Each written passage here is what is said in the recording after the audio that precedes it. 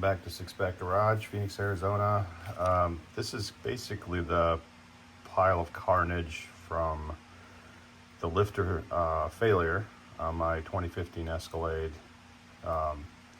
So it started chirping, so luckily it wasn't catastrophic in a sense. It started making a chirping noise, basically like a belt squeal almost. And what it was this cylinder 2 exhaust valve lifter has the needle bearings are shot in it.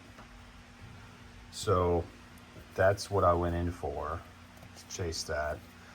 On the way, when I was pulling, I ended up replacing, of course, the entire set of 16 lifters. The PCV valve broke. I broke that when I was removing the driver's side cylinder head. I must have just nicked it a little bit. O'Reilly's had it in stock, standard E582. So if you look on their website, they don't have it in stock, but when I actually went there, they had it. It was like, I think, $10. The other thing is, I broke one of the plug wires. Even though I tried to be careful, I was twisting the boot, trying to get it off, but it still pulled out. Luckily, I had one of my old ones from when I changed the wires a couple of years ago, which it was still fine. So, so I broke that. Also, these things, these are the heater hose T-fittings at the firewall. Trying to disconnect these, they were so brittle, they just fell apart, and they are a bitch to take out because it's hard to get to, and you gotta squeeze these things, and even when you squeeze them, it doesn't want to come out, so you gotta like squeeze these and put like a small screwdriver in here to hold the tab out on both sides. So yeah, these sucked. Got these off of Amazon. It was a set, but they do not come with these things. So I was able to save the one on this black one here, but the other one, this thing disintegrated. So O'Reilly's had them in stock. It comes in a set of 2. I only needed the 5/8, so the 3/4. I'll save it for next time or whatever, or spare. So O'Reilly's came in clutch on those 2 items. And one other thing is, when I didn't really notice this taking it apart, but putting it back together, I really looked closely at the push rods because, I was putting some assembly lube on each end, and also checking to see if you can see light through it, to make sure there's no blockages. But 2 of the push rods, I don't know if you can kind of see that one end. My phone won't focus on it, but it's supposed to be nice and smooth and round, and 2 of them were kind of worn. So you can see it's kind of worn weird in there too.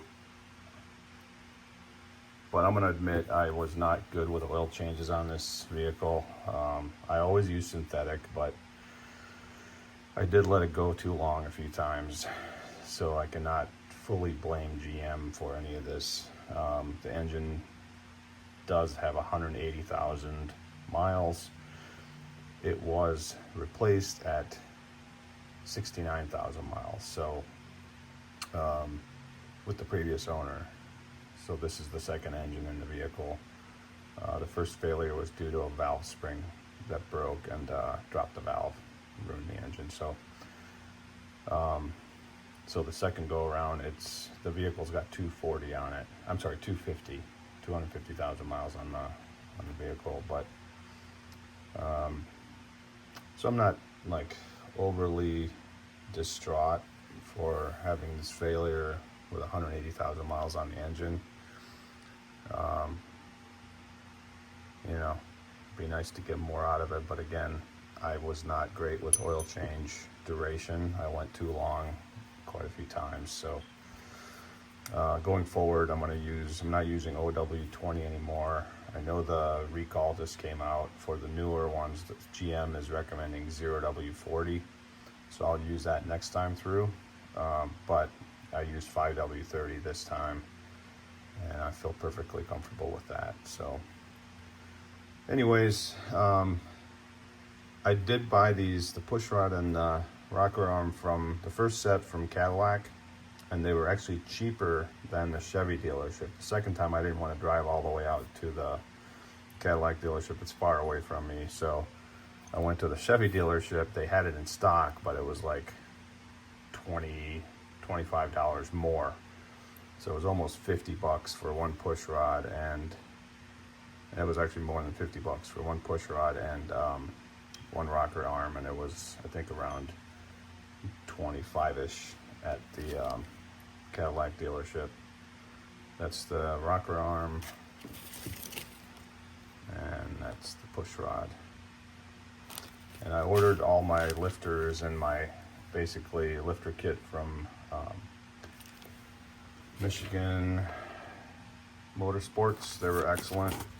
If you get on their website, it's not like super clear, so I just emailed them, and by the next morning I had an email response that showed me exactly what I needed to order. So it's basically head gaskets, head bolts, the exhaust manifold gaskets, and I did order, I got the valve cover gaskets from the dealership, and then intake gaskets from Amazon, and a couple little odds and ends. So that's kind of it in a nutshell. The truck's running, a couple hundred miles on it. Everything's good right now, knock on wood. I did not replace the camshaft.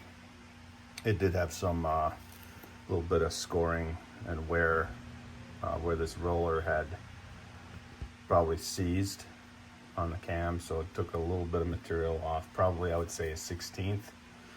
But considering that there's probably close to a 1/8 inch of play on this, so I'm getting an 1/8 inch, almost an eighth inch of lift back just by replacing this, and it was running without misfires on this lifter. I did notice it's running a lot smoother, so not just sounds good, sounds better, but it runs smoother, idles better.